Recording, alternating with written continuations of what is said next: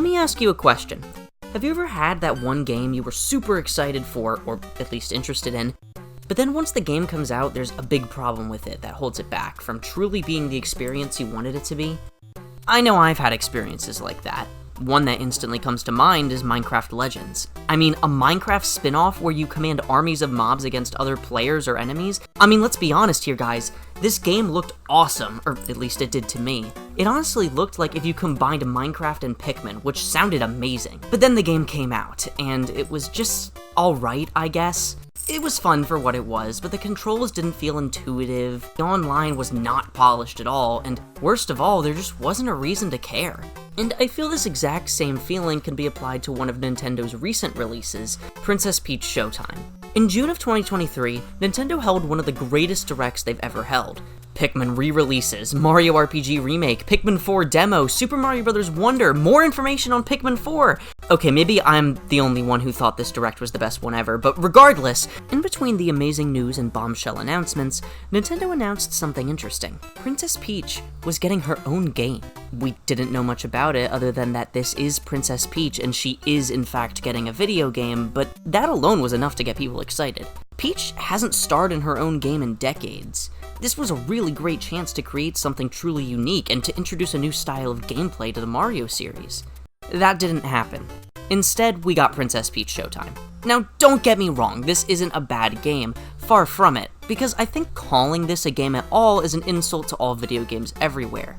I feel like every part of this experience is perfectly crafted and charming, with the only exception being that they forgot to make the experience. And it's frustrating because on paper, this game should be amazing. A game starring Princess Peach, presented as one big stage play, where the power-ups are costume changes? Is that not an awesome concept? But a great concept isn't enough to carry a whole game. You actually need to apply those ideas to make a fun and interactive experience. Two things which this game has the illusion of having, but pressing the A button once doesn't count as interactivity, nor is it fun or satisfying in any way. This game frustrates me, not only because of what it is, but because of what it isn't, and what it could have been. So, today, I want to talk about it, what it did right, and what it did wrong. So, before we get to tearing this game apart, what did this game do right?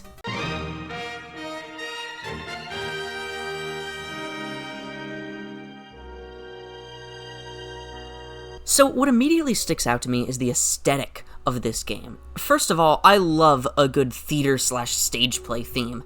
Mario 3 on the NES had this theme, but it wasn't really executed to its fullest potential on that console.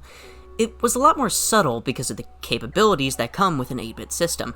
In fact, it was so vague that the stage play look was just a fan theory for a very long time until Shigeru Miyamoto clarified in an interview that yes, this was, in fact, what they were going for.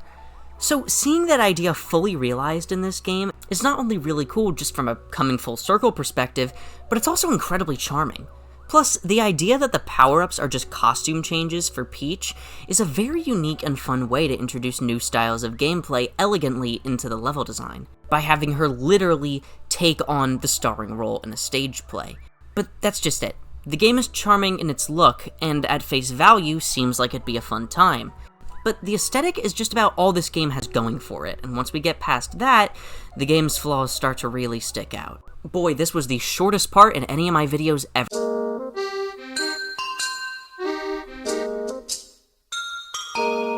First of all, let's just cover the plot of Showtime. It's pretty rudimentary, but effective by Mario game standards. Essentially, Peach has been invited to see a play, but when she gets there, the theater is taken over by the evil Madame Grape. Which, hey, if my parents named me after a fruit, I'd be a supervillain too. And all the plays transform into a sort of foil to the original story. It's up to Peach to travel throughout the theater, step into the hero role of all these different plays, and bring them back to what they're supposed to be. As a certified theater kid, let me just say that when I heard this premise, I got very excited for this game at first.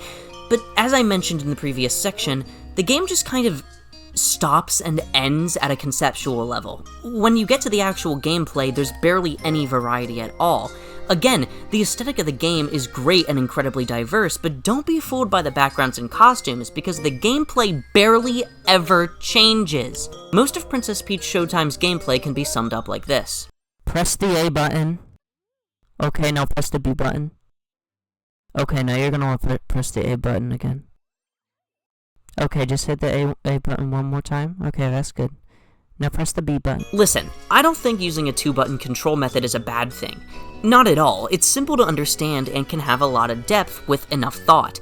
Sonic games in the early 90s were designed with this idea in mind, the idea that you only really ever have to press one button because your jump and attack are one and the same.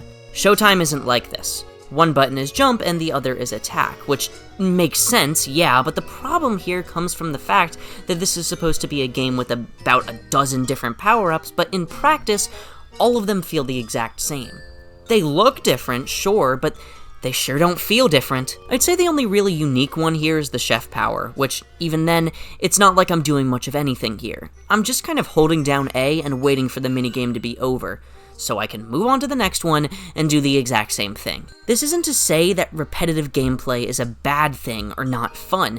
No, it's all about how the gameplay loop is executed. It's all about how that gameplay loop is executed. I mean, most games are fundamentally repetitive by design. We've all heard phrases like the Zelda formula or the Pokemon formula, because those series are quite repetitive in nature, but at least that gameplay is fun. Showtime's gameplay barely changes, and even when it does, it's not monumental enough to leave a lasting impact, or alternatively, it just feels clunky. The charm of the game wears off really fast once you realize that everything exciting about this game is purely a visual difference and has no lasting impact on how you interact with the game. Like, I can spray paint an orange blue and tell you it's a really big blueberry, but once you take off that peel and get to the edible part, you realize that it's still the same old orange. You know, it tastes exactly the same, it was just packaged differently. And even worse, the orange doesn't even taste good! What? I don't. The orange doesn't even taste good!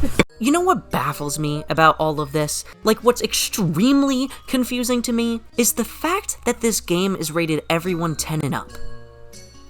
Excuse me? Disregarding the fact that, I mean, what does this game have that makes it so inappropriate for a 9-year-old? It's a Princess Peach game. I've seen Sesame Street episodes more racy than this. But also, how is anyone above the age of 10 years old supposed to enjoy this gameplay loop?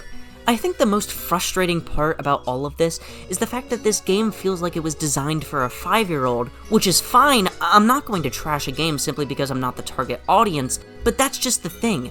Who even is the target audience here? One thing I've neglected to mention until now is the text boxes. Unlike basically every other game on the planet, these text boxes will automatically go by. There's no button prompt or anything, which not only makes this a slog for older players, as now I have to wait through a 30-minute yap sesh from Lightbulb McGee over here, but these boxes also go away too fast. Like, I'm not stupid, I'm able to read them in time, but considering the fact that little kids are going to be playing this game, and the fact that the game seems to be designed for little kids, it's baffling that so much of the enjoyment that comes from this experience relies on the ability of being able to read fast enough before the text boxes piss out. I wouldn't be complaining about this for any other game, because contrary to popular belief, I can read. But I have to bring it up here because when you have a game that feels like it's designed for an infant, why is it not accessible to them? The detective level was piss easy for me because I can recognize basic clues and obvious solutions, and I'm sure a 4-year-old could figure this out too, but not without proper instructions. How is any little kid who is unable to read supposed to beat this level? I feel like this game doesn't know who it's targeting at any given moment. Moments feel like they would be way too confusing for younger players, but obvious and mind-numbing for older ones, with the only reason for that being a really weird design choice in a game riddled with admittedly amazing design, at least visually. Yet again, I want to stress that the aesthetic of this game is to die for. The way you become a giant, but all that's really happening is the set behind you is getting smaller, that's so cute, and put a huge smile on my face. For all of 2 seconds before I had to play the game again, and by play the game, I mean... Press the A button. Okay, now press it again. And again. Okay, now press the B button. Okay, now hit that A button again. What's so upsetting about Showtime is the fact that it could have been something. Princess Peach deserved her own game, and the concept for this game on paper is amazing. Nintendo just forgot to design something that's fun. Everything about this game's existence is just bizarre. It seems like it's directed towards young children, but doesn't put forth any effort to make the experience accessible to them. It tries to have unique power-ups and level design, but falls into a repetitive cycle the minute you realize that the only thing that changes most of the time is the aesthetic. It tried to be its own unique experience, but in the end, it just felt like a generic platformer. This game isn't bad, but this experience is awful. Peach hasn't had her own game since the Game Boy Advance, and this was her chance to offer something other Nintendo games can't, and in return, appeal to a wide audience. But in the end, it does nothing to justify its place on store shelves. I'm gonna be honest here. I really tried to play this game to the end, but I just couldn't. I beat the third boss and got near the end, but I couldn't do much past that. I already wasted my money on this game. I'm not gonna waste more of my time. Princess Peach Showtime is a game with a great backbone, but fails to do anything else beyond that, with its clunky gameplay, lack of ingenuity, and a general failure to target any one specific audience. The only way to truly describe this game is a frustrating mess. It's not bad, it's just frustratingly mediocre.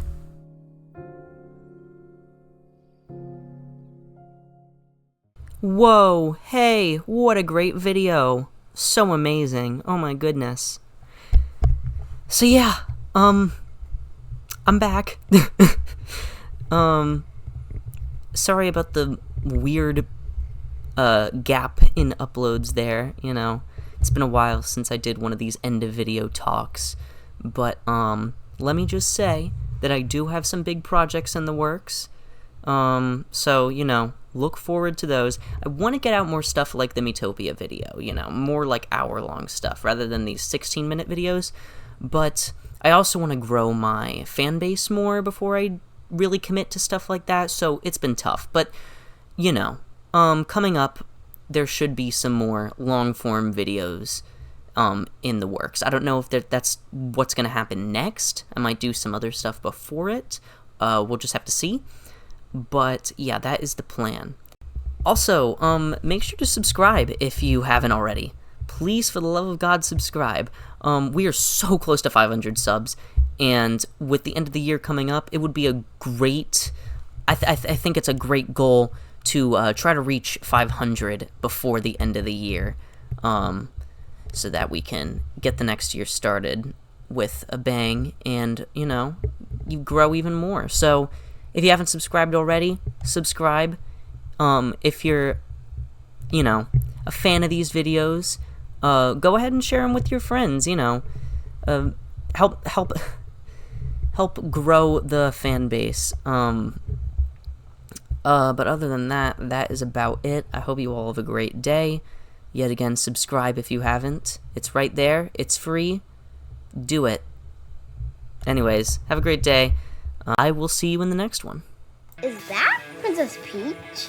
Yeah, now she throws punches with her feet. With her feet.